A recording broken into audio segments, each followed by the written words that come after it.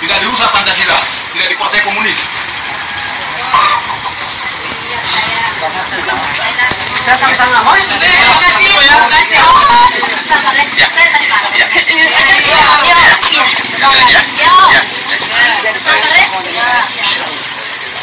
Saya tadi malam. Audio Jungle. Audio Jungle.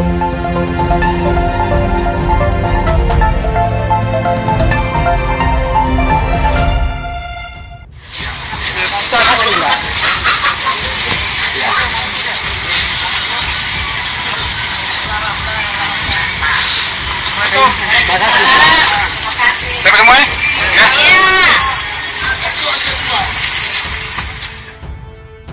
Ruslan Buton, pecatan TNI yang tidak hormat dan diduga stres karena suruh Jokowi mundur di tengah global pandemik COVID-19 yang menyerang Indonesia, akhirnya dijemput polisi. Orang stres ini pernah bikin surat terbuka kepada Jokowi terkait kepemimpinannya yang dianggap buruk. Saya memohon dengan hormat agar saudara dengan tulus dan ikhlas secara sadar untuk mengundurkan diri dari jabatan saudara sebagai Presiden Republik Indonesia. Saya di dinas terakhir sebagai Komandan Kompi di Satuan 732 Raider di Ternate. Setiap saya pulang jam 2 malam penerbangan, di bandara itu hampir penuh dengan orang-orang Cina. Tidak bisa berbahasa Indonesia. Bayangkan Pak. Hak apa seorang pecatan TNI karena diduga melanggar kode etik kepemimpinan tentara boleh menuding-nuding kinerja Jokowi yang sangat baik itu? Panglima Seradu Ekstrim Marta Nusantara Ruslan Buton bikin surat terbuka dan justru dicibir oleh dunia. Pengamat intelijen pertahanan dan keamanan yang juga merangkap sebagai Direktur Eksekutif Center of Intelligence and Strategic Studies, Ngasiman Joyonegoro, menganggap surat terbuka yang gak jelas dari Ruslan Buton ini bukan hanya politis karena beliau dukung Prabowo, tapi juga menimbulkan kegaduhan yang sangat tidak elok di negara tercinta ini. Ya, tentu sangat politis dan sangat tidak elok di tengah bangsa Indonesia sedang mengalami musibah COVID-19. Kan Pilpres 2019 kemarin dia pendukung 02. Jadi tak menutup kemungkinan memang ada skenario tertentu untuk menciptakan ketidakstabilan keamanan nasional. Perlu dilakukan penelusuran siapa orang di belakang Ruslan Buton. Saya melihat ada agenda tertentu yang sedang direncanakan. Video itu substansinya kan sebelum Pilpres, namun ada polesannya. Kenapa diviralkan lagi sekarang? Ya, tapi kita optimis aparat kita pasti bisa mengatasinya. Ataukah Ruslan Buton memang terlalu kebal hukum sehingga pelanggaran hukum terkait pernyataannya tidak juga ada aparat yang melakukan proses hukum terhadapnya, kata Ngasiman Joyonegoro. Sebelumnya, dalam surat terbuka si Abang Ruslan kepada Jokowi, dituliskan hal yang memperkeruh situasi keamanan negara ini, yang secara langsung ada di hadapan Prabowo, si Menhan yang belum ada hasil kerja selain kirim pesawat untuk jemput obat dari Cina. Bila tidak mundur, bukan menjadi sebuah keniscayaan akan terjadinya gelombang gerakan revolusi rakyat dari seluruh elemen masyarakat, kata Ruslan Buton dalam surat terbuka kepada Presiden Jokowi. Setelah Ruslan Buton memprovokasi dan membuat gaduh suasana bangsa ini dengan surat terbuka kepada Jokowi dan mengancam ada revolusi rakyat dari seluruh elemen masyarakat dengan menuntut Jokowi turun, akhirnya dia dijemput dan diringkus oleh pihak kepolisian di rumah. Orang bernama Ruslan Buton ini tidak kebal hukum. Dia harus diproses hukum karena surat terbukanya memang berpotensi membuat suasana keruh di tengah global pandemik COVID-19 ini. Setelah seminggu menelisik, menforensik, dan mempelajari surat terbuka bernada provokasi yang dituliskan oleh Ruslan Buton, polisi akhirnya menjemputnya. Saat dijemput, masih bisa teriak-teriak komunis. Tidak dirusak Pancasila, tidak dikuasai komunis. Saya sama-sama mau. Terima kasih. Saya tadi malam. Dan dari sana, saya mulai paham siapa orang yang dibalik Ruslan Buton. Saya nggak yakin orang seperti Ruslan Buton bisa bikin surat-suratan seberbahaya itu. Isu-isu komunis belakangan ini sedang digembar-gemborkan oleh politisi jahat. Jadi, sudah paham saya siapa di belakang Ruslan Buton.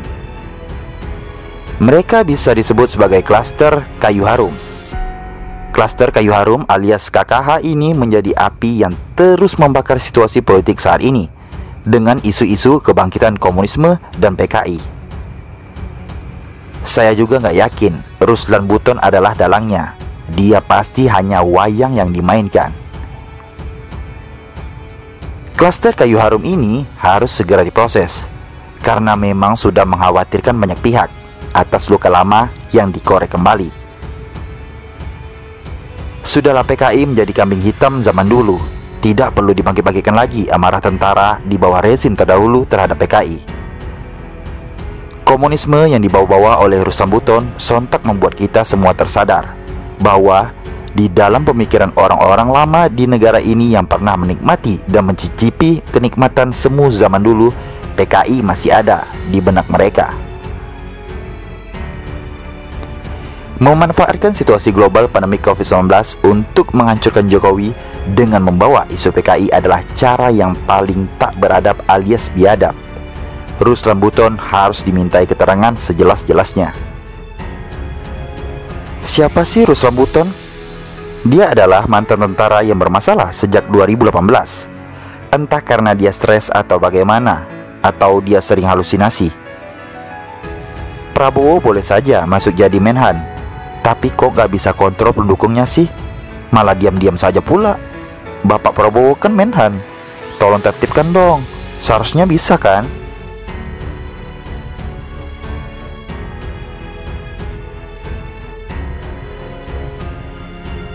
Hak apa seorang pencatatan TNI karena diduga melanggar kode etik kepemimpinan tentara boleh menuding-nuding kinerja Jokowi yang sangat baik itu?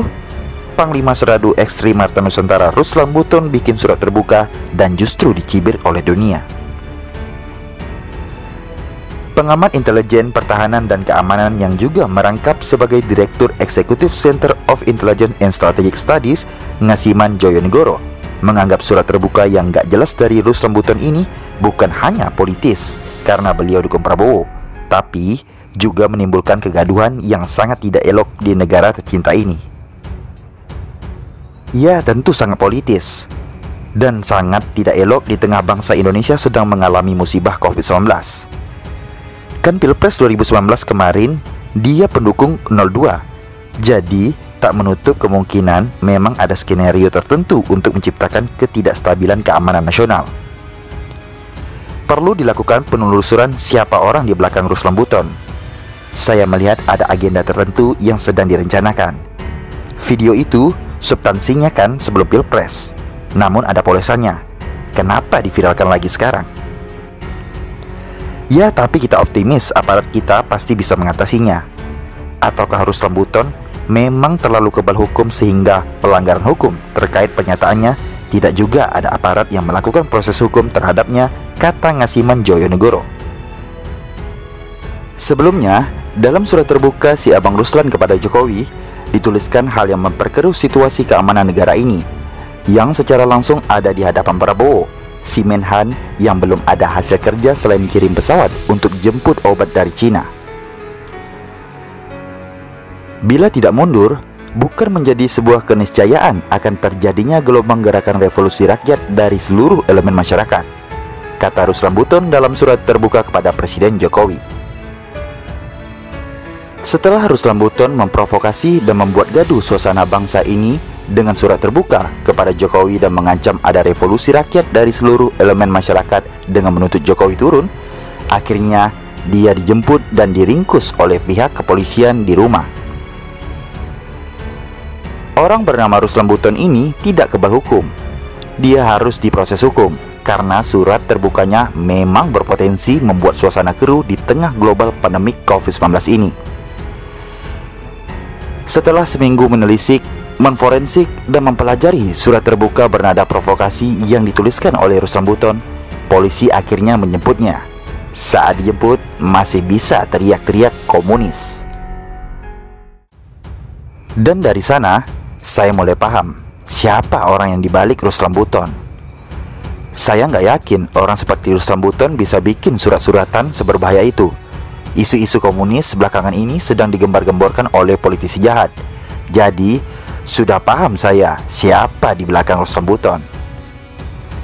Mereka bisa disebut sebagai klaster kayu harum. Klaster kayu harum alias KKH ini menjadi api yang terus membakar situasi politik saat ini dengan isu-isu kebangkitan komunisme dan PKI.